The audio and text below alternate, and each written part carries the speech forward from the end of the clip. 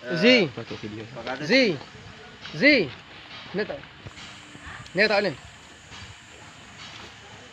Nanjang ntar lagi. Assalamualaikum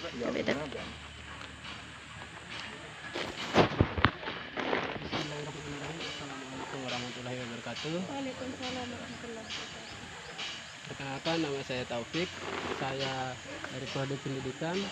Kita di sini mahasiswa KKN Unikma Mataram. Di sini kita menjalankan proker tentang pembuatan pupuk organik atau biasa disebut dengan kompos kotoran ternak. Di sini kompos itu sendiri adalah suatu proses pelapukan atau dekomposisir. Sebenarnya kotoran sapi sebelumnya juga bisa terkomposisir dengan sendirinya, tapi memakan waktu yang cukup lama. Nah, untuk itu kita sini melakukan proses pembuatan dengan bantuan bakteri E4 atau dekomposer. Nah, ini contoh cairan E4 yang kita gunakan sebagai dekomposer untuk mempercepat proses pembuatan pupuknya.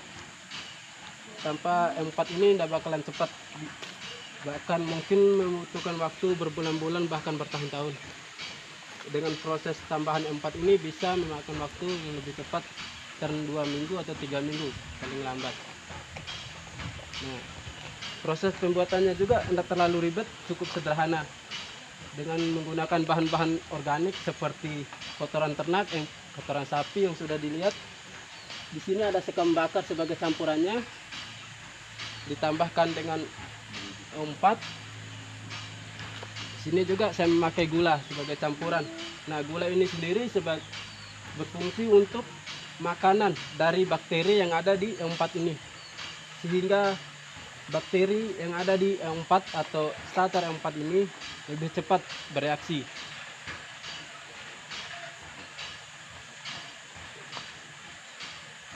Mungkin sebelum kita melakukan pengadukan atau pembuatan, lebih baiknya kita campurkan E4-nya dulu terlebih dahulu untuk mengaktifkan. Setelah M4 itu bereaksi sambil makan gula, itu apa fungsi keseluruhan dari M4 itu? Fungsi keseluruhan dari E4 ini bisa menyuburkan tanah. Nah, dibalik dari menyuburkan tanahnya itu juga, tanah yang udah lama tandus bisa disuburkan kembali sama pupuk organik ini sama campuran dengan E4.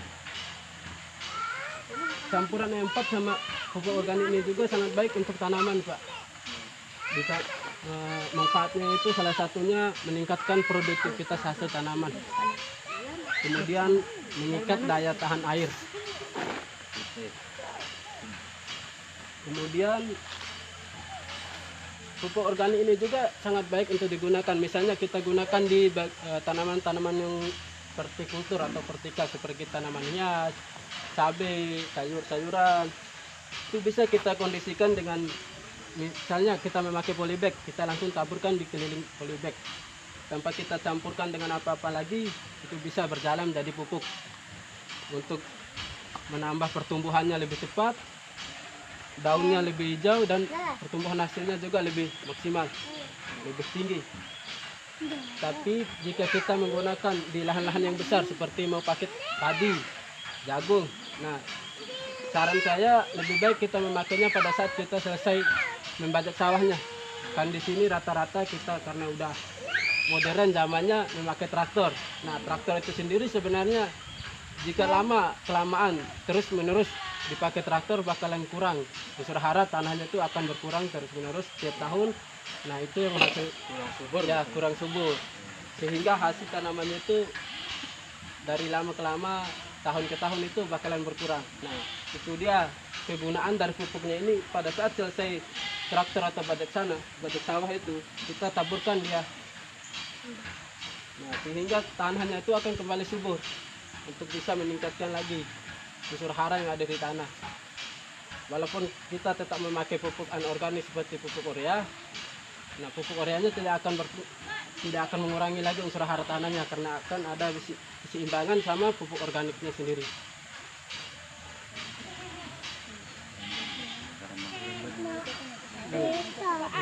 Terus kita langsung ke cara mengaktifkan E4 nih, Pak, sama gulanya. Sebelum kita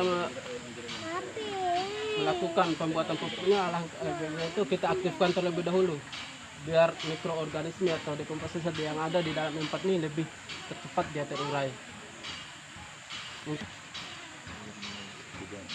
Berapa? Ini dulu. Berapa itu gulanya? Berapa kita pakai? Tengah lah. Gulanya berapa sih? Semuanya sih. Ada tanah makanya video yang dijelasin. Iya, ini nggak tahu. Berarti setengah kilo. Pengadil kali Setengah kilo kan tadi?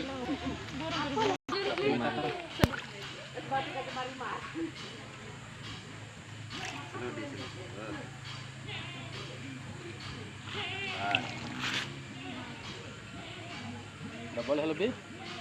Bisa juga lebih. Nah, coba lebih yang sampai lah. nah dari kilo dia tidak cendol. Selesai. Jadi kita aduk sampai merata dia biar lebih cepat.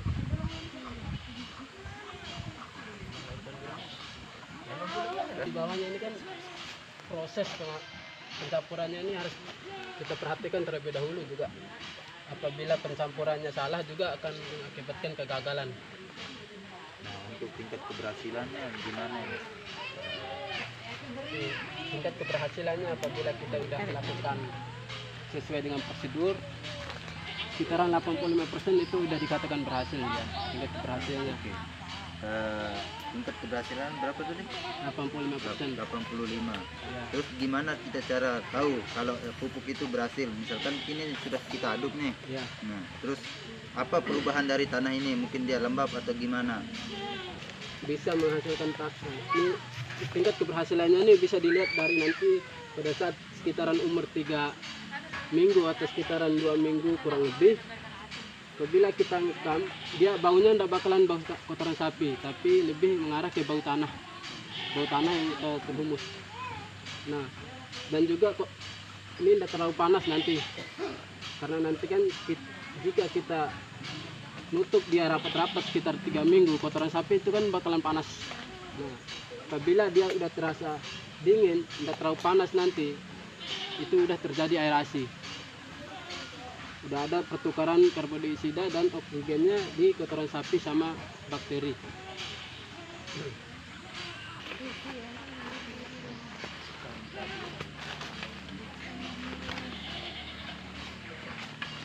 Nanti juga selesai kita pembuatan ini nih Pak, sedikit 3 hari sekali lah kita bakalan buka kembali buat mengaduknya biar oksigen atau aerasi yang ada di pupuknya itu berjalan.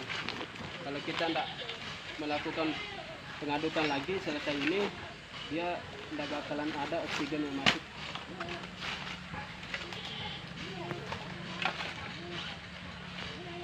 Ini dia. Ah, iya. Dibolongin.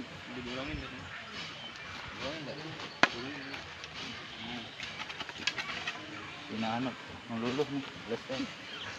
Mana temboknya nih? Tidak aja nih. Siram lagi. Bisa semuanya. Oh.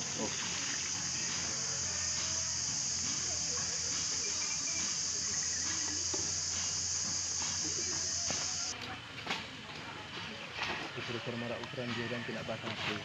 Ah, pas.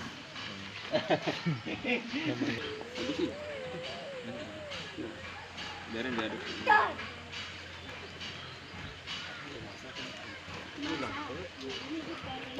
Sesimpel ini kah?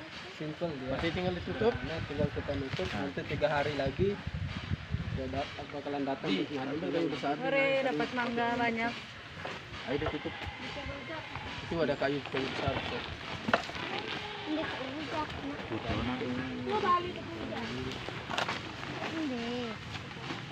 Biar masuk angin atau biar tidak masuk angin?